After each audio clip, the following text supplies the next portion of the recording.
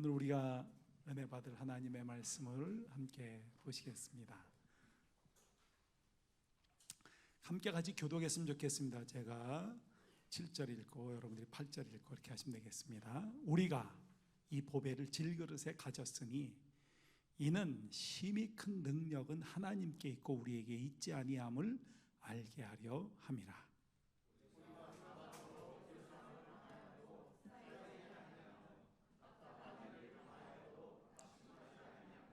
박해를 받아도 버림받지 아니하며 거꾸로 뜨림을 당하여도 망하지 아니하고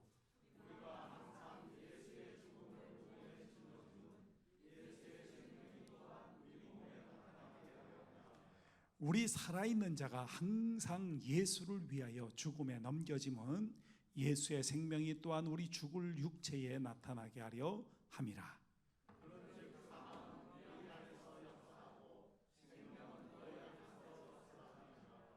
기록된 바 내가 믿었으므로 말하였다 한 것과 같이 우리가 같은 믿음의 마음을 가지고 마음을 가졌으니 우리도 믿었으므로 또한 말하노라.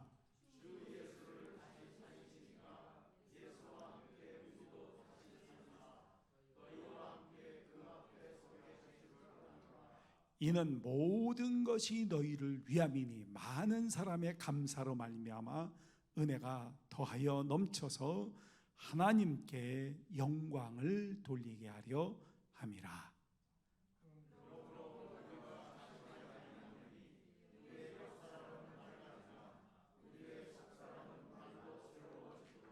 우리가 잠시 받는 환난에 경한 것이 지극히 크고 영원한 영광이 중한 것을 우리에게 이루게 함이니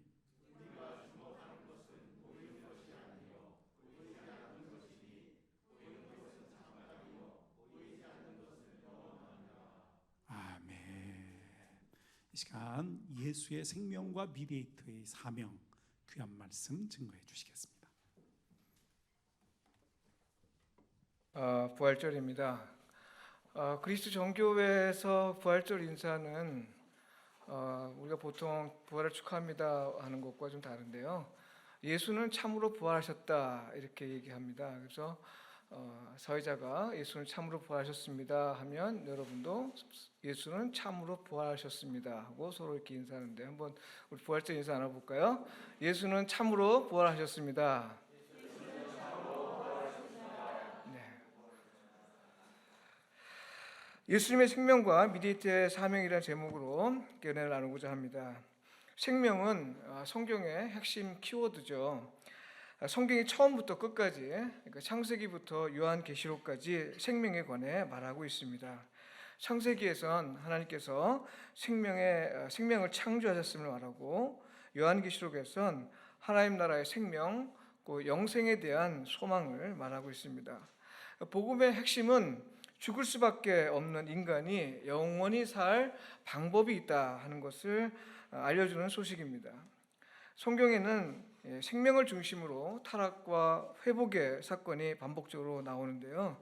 이런 사건을 기억하는 방식으로 하나님은 몇 가지 절기를 정하셨습니다. 그 대표적인 것이 유월절, 칠칠절, 그 다음에 초막절인데요. 이 세 절기 다 생명을 구원하신 하나님의 행위를 기억하기 위해 정해진 것입니다. 이런 성경적 전통을 이어받아서 우리 기독교도 역시 그 절기를 정하여 지키고 있는데요. 우리가 잘 알고 있듯이 성탄절, 부활절, 그리고 오순절이 있습니다. 이 세 절기 다 예수 그리스도와 관계되어 있는 절기입니다만 자세히 들여다보면 다 생명과 관련되어 있습니다. 오늘 우리가 기념하는 부활절은 하나님의 생명이 죽음을 이길 수 있음을 증언하고 또한 하나님은 어떠한 상황에서도 약속을 지키시는 분임을 나타낸 사건을 기념합니다. 부활절에 우리는 참 생명이 무엇인지 또 참 생명으로 사는 건 뭔지 어떻게 하면 참 생명을 얻을 수 있는지를 선포합니다. 참 생명이라는 게 도대체 뭘까요? 성경이 생명을 그토록 강조하는 데는 크게 두 가지 이유가 있습니다. 아까 말씀드린 대로 성경은 처음부터 끝까지 생명을 강조하고 있는데 이 생명을 강조하는 데는 두 가지가 있는데요. 하나는 생명이 영생을 얻고 또 이해하기 위한 기반이 되기 때문에 그렇습니다. 우리가 생명이 없으면 영생을 말할 수 없습니다. 생명이 없는 자가 영생을 꿈꿀 수가 없습니다. 생명이 있는 자만이 영생을 소망할 수 있습니다. 그래서 성경은 생명을 굉장히 강조하고 있습니다. 그래서 성령 하나님은 우리의 영과 혼과 몸이 예수께서 오실 때까지 흠없게 되도록 하십니다. 데살로니가전서 5장 23절의 말씀이죠. 다른 하나는 하나님이 모든 생명을 창조하시고 또 다스리는 자이심을 전하기 위함입니다. 하나님은 생명의 빛이고 생명의 문이고 생명의 근원이십니다. 세상 모든 것을 판단하시는 분으로서 생명을 죽이기도 하고 생명을 살리기도 하십니다. 이를 위해 성경은 생명을 말하면서 또 동시에 영생을 말합니다. 그 대표적인 사례가 창세기와 요한계시록에 나와 있습니다. 그것을 잠깐 설명을 해드리려고 합니다. 창세기에는 하나님의 생명을 창조를 전하면서 이 네펫이라는 말을 썼는데요. 히브리어로 네펫이는 보통 우리가 목숨에 해당되는 그 말입니다. 그리고 또 생명나무에 관해서 말합니다. 그 나무의 열매를 따 먹으면 영생할 것이라고 창세기 3장 22절에 이야기하고 있습니다. 그 요한계시록 22장의 마지막 장에는 목숨을 위해 살지 않고 신앙을 지키는 자, 곧 이기는 자가 들어가는 새 예루살렘이 소개되어 있는데요. 이 새 예루살렘에는 생명나무가 아주 넘치게 풍성하게 있음을 이야기하고 있습니다. 이 열매를 먹으며 영원히 하나님과 함께 살 것을 이야기합니다. 그리고 또 성경에는 생명과 영생에 대한 성경적 표현이 다릅니다. 피조물로 살아있게 만드는 것으로 흔히 목숨에 해당되는 것을 신약 성경은 푸시케 혹은 바이오스 혹은 비오스라는 말이 있습니다. 이것은 우리가 태어나서 죽고 할 때 쓰는 그때 사용되는 생명입니다. 보통 우리가 목숨이라고 할 때 이 표현을 쓰고 있죠. 이에 비해서 생명나무의 열매를 따 먹은 사람, 그리고 예수 그리스도를 믿음으로 거듭난 사람이 누리는 생명을 조회라고 하는 표현으로 쓰는데요. 보통 영생이라고 이야기합니다. 그러니까 신약 성경이든 구약 성경이든 생명과 영생이라는 표현을 각기 다르게 쓰고 있습니다. 이런 차이는 생명과 영생이 질적으로 다르다는 것을 얘기하는 것이죠. 우리가 보통 생명하면 우리가 보통 그것을 영생으로 이야기할 때도 있고 그냥 보통 생명으로 이해할 때 있는데 성경은 분명히 다른 언어를 쓰고 있습니다. 우리 한국어로는 같이 생명으로 쓰고 있지만 다른 언어를 쓰고 있습니다. 예를 들어서 예수님이 생명이다 할 때 이것은 푸시케나 비오스란 말 쓰지 않고 조에라고 하는 언어를 씁니다. 그것은 영생이라는 의미를 갖고 있는 것이죠. 하나님의 생명이라는 것입니다. 이제 구약은 항상 생명을 말할 때 항상 죽음과 연관시켜서 얘기하고 있고 또 영생을 얘기할 때 항상 죽음과 연결해서 얘기하고 있습니다. 특히 후기 유대교에서 얘기하고요. 유대교 전기에서는 영생이라는 개념 자체도 나오질 않습니다. 후기 유대교에서 영원히 산다는 개념이 나오는데요. 신약 성경은 좀 특이하게도 죽어서 사는 생명이 아니라 이미 살아있을 때도 누릴 수 있는 영생을 이야기하고 있습니다. 요한복음 3장엔 그리스도인의 거듭남을 말하고 있는데요. 예수 그리스도를 믿을 때 거듭난 자에게 주어지는 생명을 영생 혹은 참 생명이라 이렇게 얘기하고 있습니다. 성경의 영생을 말하는 방식과 관련해서 우리가 좀 기억해야 할 것이 있습니다. 살아있어도 영생이 없는 사람이 있고 살아있으면서 영생이 있는 사람이 있다는 것입니다. 그러니까 똑같이 우리가 살아있다 하더라도 누구에게는 영생이 있고 누구에게는 영생이 없다고 하는 것이 특히 신약 성경에서의 관점입니다. 무엇이 이 둘의 차이를 만들까 하는 것이 오늘 우리가 잘 알아야 되는 것이고요. 그리스도인이면 반드시 알아야 우리가 생명에서 영생의 축복을 누릴 수 있는, 또 죽어서도 영생을 누릴 수 있는 은혜를 받게 되는 것이죠. 성경은 영생이 무엇인지를 알고 또 어떻게 해야 영생을 얻는지 그 길을 찾는 것에 관심을 집중하고 있는데요. 그러면서 생명의 주님을 말하고 있습니다. 타락과 회복의 역사도 가만히 들여다보면 다 생명과 영생의 관계 속에서 움직이고 있습니다. 타락한 사람은 심판을 받아 생명을 잃지만 회개하는 자는 구원을 받고 영생을 약속받습니다. 예수님 당시에 경건한 유대인은 이 타락의 역사를 잘 알고 있습니다. 그래서 어떻게 해야 영생을 얻을 수 있는지 아주 많은 관심을 가지고 있습니다. 우리가 신약 성경에 보면은 예수님을 찾아오는 분이 있죠. 랍비도 그렇고 부자 청년도 찾아옵니다. 이 두 사람을 예를 들었지만 실제로 그 당시 유대인들에게 가장 큰 관심은 율법을 지키는 내용이 많을 뿐더러 또 어떻게 해야 영생을 얻을 수 있는지를 굉장히 궁금해했습니다. 너무 많은 율법을 다 지킬 수 없으니 그 중에 어떤 것을 지켜야만 생명으로 끝나는 것이 아니라 영생을 얻을 수 있는지에 대해서 관심을 갖게 된 거죠. 근데 그 방법을 모르는 겁니다.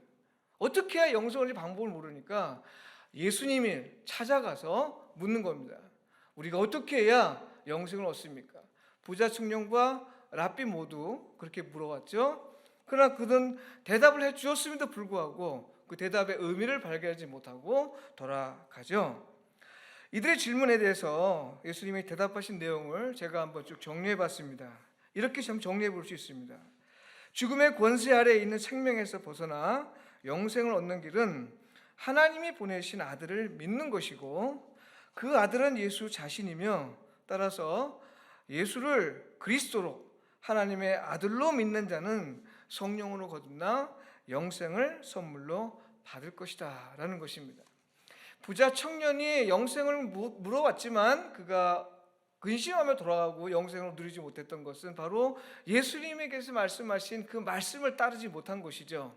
많은 재물을 갖고 있으면 마치 낙타가 바늘구멍같이 들어가는데 그걸 어떻게 설명했냐면 네 모든 재산을 다 팔아 가난한 자에게 나눠주라.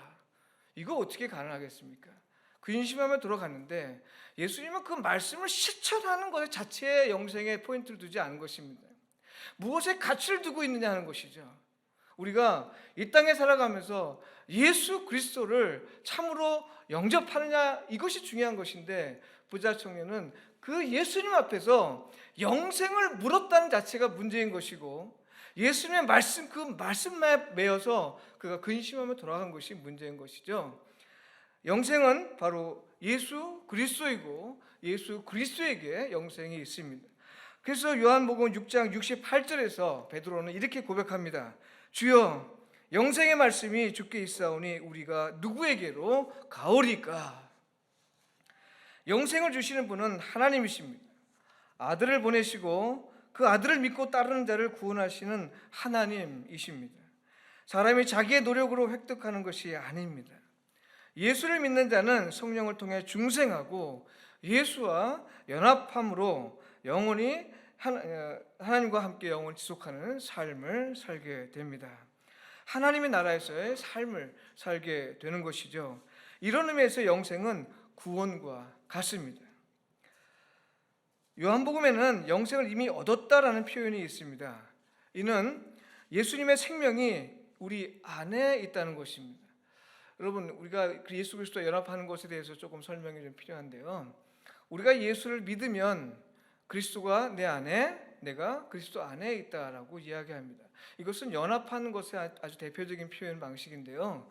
우리가 이미 영생을 얻었다 하면 무슨 말인고 하니 예수의 생명이 우리 안에 있다는 것입니다. 이 일이 어떻게 가능하냐? 바로 성령께서 우리를 중생하심, 다시 태어나게 하심으로 하나님의 생명을 얻게 해주시는 거죠. 그것은 선물이고 하나님이 주신 것이고 그 생명이 우리 안에 있기 때문에 예수 그리스도를 믿는 자는 이미 지금 이 생명을 사는 과정 속에서도 영생을 살고 있는 것입니다. 성경의 표현은 바로 그런 의미입니다. 그러므로 우리가 재물보다 명예보다 권력보다 더욱 귀하게 여겨야 할 것이 있는데요. 그것은 바로 영생이신 예수의 생명입니다. 요한계시록 2장 7절에 보면 생명나무의 열매를 주신 분이 바로 예수님이라고 이야기하고 있습니다. 그리고 요한계시록 22장에서는 보좌에 앉은 어린 양이 새 예루살렘의 생명나무로 가득하다고 했는데요. 누구든 마음껏 따먹을 수 있을 정도로 충분하다는 말입니다. 생명나무의 열매를 따먹으면 영생할 수 있다는 건 유대인으로서는 쉽게 받아들일 수 없는 일이었습니다. 왜냐하면 그들은 율법을 온전히 지켜야만 영생을 얻는다고 믿었기 때문에 그렇습니다. 예수를 믿는 것으로 영생을 얻는다? 이거 받아들일 수가 없었던 것이죠. 그야말로 그런 일이 있다고 하면 그것은 정말 기적 같은 일입니다. 그러나 실제로 그렇다는 것을 예수님이 계시하러 오신 것입니다. 이거 그냥 유대인들이 그 오랜 세월 동안 꿈꾸고 바라던 그 영생, 근데 그들은 그들이 온전히 율법을 지켜야만 얻을 수 있고 그들이 누릴 수 있는 것으로 믿었습니다. 불가능한 일이었습니다. 누가 그 율법을 다 지킬 수 있겠습니까? 불가능한 일임을 하나님께서 불쌍히 여기시고 예수 그리스도를 보내주셔서 이제 그 영생이 이미 이 땅에서 누릴 수 있음을 보여줬음에도 불구하고 유대인들은 그것을 거절한 것입니다. 예수 그리스도 십자가에 못 박은 것입니다. 바로 하나님으로부터 오는 은혜를 거절한 것이죠. 이것은 마치 에덴 동산에 생명나무가 있고 선악과가 있는데 생명나무 실과를 따먹으면 영원히 누릴 수 있는 은혜가 있음에도 불구하고 그것을 따먹지 않고 선악과를 따먹은 것과 마찬가지입니다. 예수를 앞에 두고 자기의 공로, 자기의 노력, 자기의 열심을 더 강조하다 보니 예수님을 만나질 못합니다. 눈앞에 두고도 영생을 앞에 두고도 영생을 어떻게 해야 얻을 수 있습니까? 라고 묻는 이 어리석은 질문을 반복하게 되는 것이죠. 유대인은 영생을 얻는 길을 선악과 따먹고 에덴 동산에 쫓겨났죠. 하나님께서 문을 닫았습니다. 누구도 이제 생명나무 실과에 따먹지 못하도록 못 들어가게 막았습니다. 근데 유대인들은 이것을 어떻게 생각했냐면 이 길을 발견하는 거예요. 이 길을 다시 열어들어 이 문을 다시 들어갈 수 있는 방법은 철저히 율법을 지키는 것이다. 실패한 것이다. 실패의 역사가 바로 십자가 사건입니다.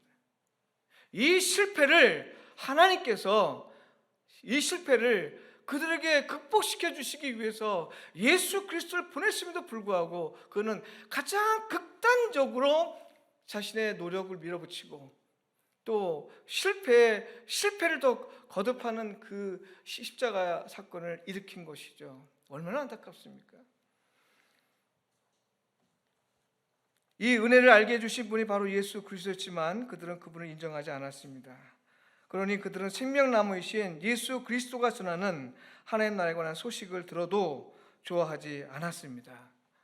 바울을 포함한 많은 지자들이 복음을 전해도 그들은 좋아할 수 없었습니다. 왜냐하면 그것은 그들이 그동안 살아왔던 모든 노력을 헛수고로 만든 것이죠. 수포로 돌아가게 만드는 것입니다. 그들이 그동안 추구했고 자기의 정체성을 삼았던 그 율법이라는 가치를 송두리째 무너뜨린 일이기 때문에 그들은 좋아하지 않았습니다. 그러니 바울과 다른 지자들이 복음을 전할 때마다 그들은 박해할 수밖에 없었던 것이죠. 오늘 설교 본문의 말씀은 바로 그런 내용을 담고 있습니다. 바울은 사도로 부름을 받고 살면서 어려움을 많이 겪었습니다. 고린도 교회에 보낸 편지에서 자기의 삶의 의미를 이야기하는데요. 오늘 본문에 보면 7절에 사도로서 복음을 전하며 살아가는 삶이 비록 고난의 삶일지라도 바울은 이런 삶을 뭐라고 얘기하냐면 보배를 담고 있는 질그릇이다. 10절에 보면 이런 삶을 가리켜서 예수님의 죽음을 짊어지는 삶이다 이렇게 얘기합니다. 또한 예수의 생명을 자기 몸에 나타나게 하려 합니다 이렇게 얘기합니다. 18절에 보면 이런 삶을 가리켜서 보이는 것이 아니라 보이지 않는 것에 주목하여 사는 삶이다 이렇게 얘기합니다. 그러니까 바울이 자기의 삶의 의미를 이렇게 세 가지로 고린도후서에서 이렇게 정리한 것입니다. 참 아름다운 말이죠. 우리 많은 그리스도인들이 즐겨 암송하는 구절이기도 합니다. 그런데 사실 말이 그렇지 이거 어디 쉬운 일입니까? 여러분 예수님의 죽음을 짊어진다는 말씀을 아십니까? 이 말은요 우리를 위해 당하신 십자가의 죽음을 우리의 죽음으로 받아들인다는 말입니다. 예수께서 짊어진 그 십자가의 죽음, 그 죽음을 우리가 짊어진다는 얘기 무슨 말인 거 아니? 그 죽음을 나의 죽음으로 삼는다는 말이죠. 이것의 의미를 풀면서 바울은 12절에서 이렇게 얘기합니다. 그런즉 사망은 우리 안에서 역사하고 생명은 너희 안에서 역사하느니라. 예수께서 우리를 살리기 위해서 십자가에 죽으셨듯이 우리가 예수의 죽음을 짊어진다는 얘기는 나는 살고 너희는 살게, 나는 죽고 너희는 살게 하게 돼요. 이거 누구 생각납니까? 우리 미디에이터죠. 미디에이터의 역할입니다. 미디에이터 역할. 예수께서 우리를 위해 죽은 것처럼 우리 역시 우리 이웃을 위해 기꺼이 죽을 수 있어야 한다는 말이죠. 다른 사람의 구원을 위해서라면 기꺼이 죽을 각오를 하고 살아야 한다는 말입니다. 제가 한 이미지를 하나 보겠습니다. 제가 독일에서 여행하면서 우연히 하나를 발견했는데 이것이 제 평생 과제고 기도 제목으로 삼는 부분입니다. 지금 막다른 길에 두 사람이 서 있습니다.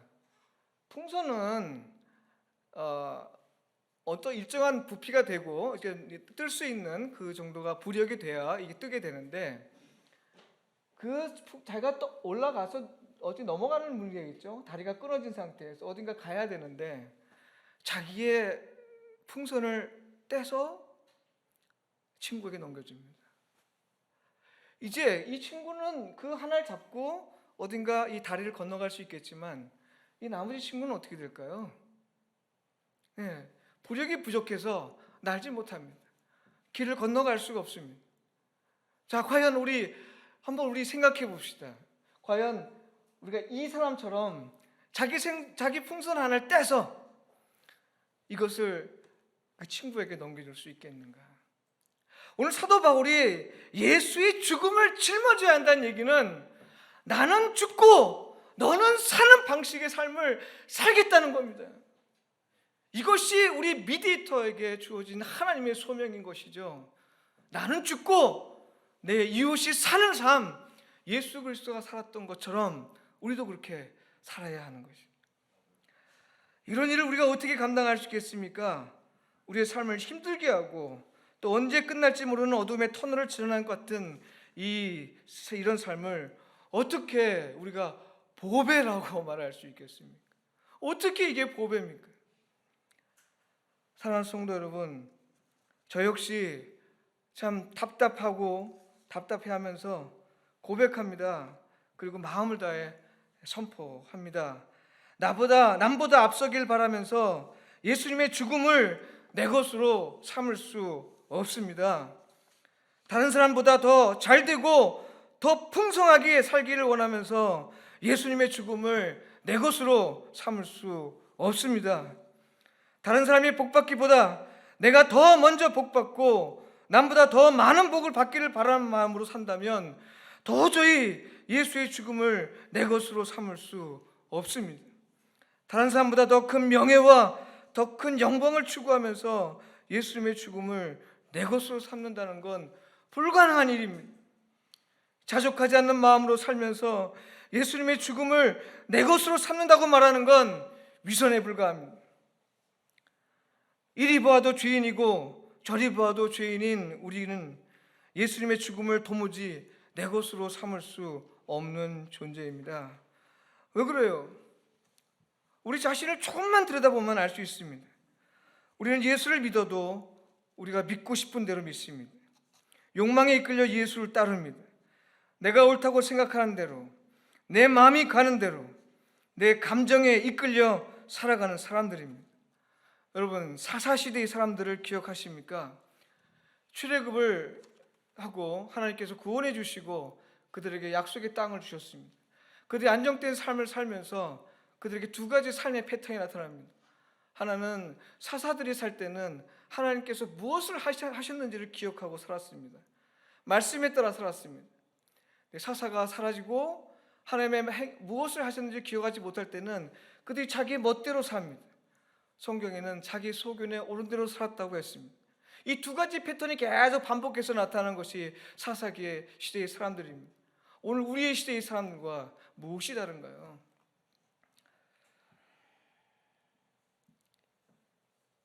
사실 우리는 이런 사람들과 다른 점이 없습니다. 우리는 우리가 보기에 좋은 대로 사는 사람이죠. 부정할 수 없는 사실입니다. 이런 사람으로서 우리가 어떻게 예수님의 죽음을 짊어질 수 있을까요? 불가능합니다. 그야말로 미션 임파서블입니다. 바울도 이것을 잘 알고 있었습니다. 인간적인 눈으로 보면 그야말로 절망적인 상태죠. 더는 하나님의 말씀대로 산다는 것이 불가능한 그런 상태입니다. 그런데 말입니다, 모두가 불가능하다고 말하는 그 자리에서 바울은 놀랍게도 예수님의 부활을 고백합니다. 14절에 주 예수를 다시 살리신 이가 예수와 함께 우리도 다시 살리사 너희와 함께 그 앞에서 서게 하실 줄을 아노라. 바울 사도는 예수님의 부활을 믿기에 부활을 소망할 수 있었습니다. 부활 소망 때문에 14절에 부활 소망 때문에 기꺼이 용기를 내어 예수님의 죽음을 짊어질 수 있었다고 말합니다. 다른 사람의 생명을 위해 기꺼이 죽을 수도 있다고 말합니다. 고린도서 15장 31절에서 바울은 심지어 날마다 죽노라 라고 고백합니다. 이것이 어떻게 가능했겠습니까? 부활을 믿고 부활의 약속을 신뢰했기 때문입니다. 여러분, 그렇다면 우리가 부활을 믿고 부활의 약속을 신뢰하며 소망 갖고 사는 삶은 어떨까요? 오늘 본문에서 바울은 크게 두 가지를 말하고 있습니다. 하나는 8절과 9절에 나오고요, 다른 하나는 16절에 나타납니다. 8절 9절 보면 우리는 여러 가지로 환난을 당해도 공경에 빠지지 않으며 난처한 일을 당해도 절망에 빠지지 않으며 박해를 당해도 버림을 받지 않으며 거꾸로 튀임을 당해도 망하지 않습니다. 이게 바울의 믿음을 갖고 부활의 믿음을 갖고 부활의 소망을 갖고 사는 삶의 모습입니다. 놀라운 일입니다. 그런데 만일 이걸 뒤집어서 말이죠, 예수님의 부활을 믿지 못하고 부활 소망이 없다면 우리가 어떻게 생각해 볼 수 있을까요? 우리는 여러 가지로 환난을 당할 때마다 공경에 빠집니다. 난처한 일을 당할 때마다 절망에 빠집니다. 박해를 당할 때마다 버림받은 느낌을 받으며 거꾸로 튀임을 당하면 죽을 것을 두려워합니다. 16절은 또 어떤가요? 부활을 믿고 부활 소망을 사는 사람들을 바울은 이렇게 얘기합니다. 그러므로 우리는 낙심하지 않습니다. 우리의 겉사람은 낡아가나 우리의 속사람은 나날이 놀라갑니다. 와, 놀랍습니다. 이런 사람 되면 좋겠습니다. 감사하고 기쁜 일입니다. 그러나 만일 우리에게 부활의 믿음이 없고 부활의 약속에 대한 소망이 없다면 이렇게 될 겁니다. 그렇게 우리는 낙심합니다. 우리의 겉사람은 날로 화려해질 수 있으나 우리의 속사람은 점점 더 낡아집니다. 우리가 예수님의 부활을 믿지 못하고 또 그를 믿는 우리 역시 부활할 것이라는 하나님의 약속을 신뢰하지 못하면서 예수님의 생명을 살아낸다는 건 불가능합니다. 예수님의 죽음을 짊어지지 못하는 건 더더욱 가능한 일이죠. 예수님의 죽음을 짊어질 수가 없는 일입니다. 사랑하는 성도 여러분, 참 생명이신 예수님의 생명을 은혜로 여기며 사는 삶은 참으로 어려운 길입니다. 왜 그래요? 예수님의 죽음을 짊어지는 삶이기 때문입니다. 이웃을 살리기 위해 죽을 수도 있는 삶이기 때문입니다.